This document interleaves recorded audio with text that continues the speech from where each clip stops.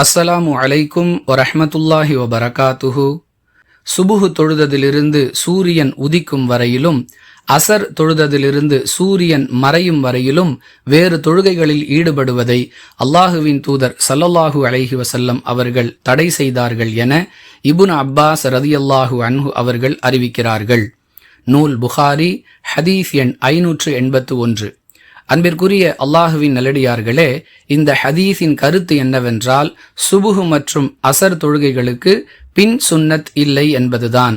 மற்றபடி இந்த 2 நேர தொழுகைகளுக்கு பிறகும் வேறு எந்த தொழுகையையும் தொழவே கூடாது என்பது இதன் பொருள் அல்ல. இப்னு ஹிப்பான் எனும் நூலில் இடம்பெறக்கூடிய 2471வது ஹதீஸ் இதற்கு சிறந்த ஆதாரமாக விளங்குகிறது. நான் ரசூலுல்லாஹி ஸல்லல்லாஹு அலைஹி வஸல்லம் அவர்களுடன் சுபுஹ் தொழுகையை ஜமாத்துடன் தொழுதேன்.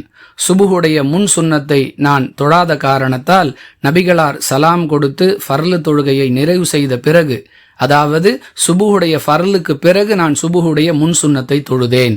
இதை அல்லாஹுவின் தூதர் ஸல்லல்லாஹு அலைஹி வஸல்லம் அவர்கள் பார்த்து கொண்டிருந்தார்கள். மாறாக எந்தவிதமான ஆட்சேபனையும் தெரிவிக்கவில்லை என கைஸ் ரலியல்லாஹு அன்ஹு அவர்கள் அறிவிக்கிறார்கள்.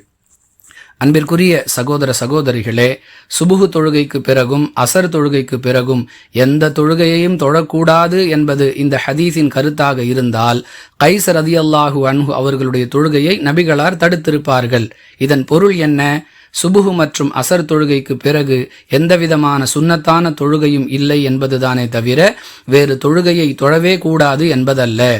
மறதியின் காரணமாக, தூக்கத்தின் காரணமாக ஒருவர் தொழுகையை விடுவாரேயானால் நினைவு வந்த பிறகு அல்லது விழித்த பிறகு அந்த தொழுகையை தொழட்டும் என்று அல்லாஹுவின் தூதர் ஸல்லல்லாஹு அலைஹி வஸல்லம் அவர்கள் சொன்ன அறிவுரை பிரபலமானது. ஒருவர் லுஹர் தொழுகையை மறதியின் காரணமாகவோ அல்லது தூக்கத்தின் காரணமாகவோ விட்டுவிட்டார். அசருடைய நேரம் வந்துவிட்டது. அசர் தொழுகையை நிறைவேற்றி விட்டார். பிறகுதான் அவருக்கு நாம் லுஹர் தொழவில்லை என்பது நினைவுக்கு வருகிறது. அவர் செய்ய வேண்டியது என்ன? உடனே லுஹர் தொழுகையை நிறைவேற்ற வேண்டும். இது அசருக்கு பிறகு உள்ள நேரம், இப்பொழுது எப்படி தொழுவது என்றெல்லாம் யோசிக்க தேவையில்லை. இதற்கு நபி வழி நமக்கு ஆதாரமாக இருக்கிறது. எனவே இந்த ஹதீஸின் நேரடி பொருள் சுபுஹ் மற்றும் அசர் தொழுகைகளுக்கு பின் சுன்னத் இல்லை என்பது மட்டும்தான்.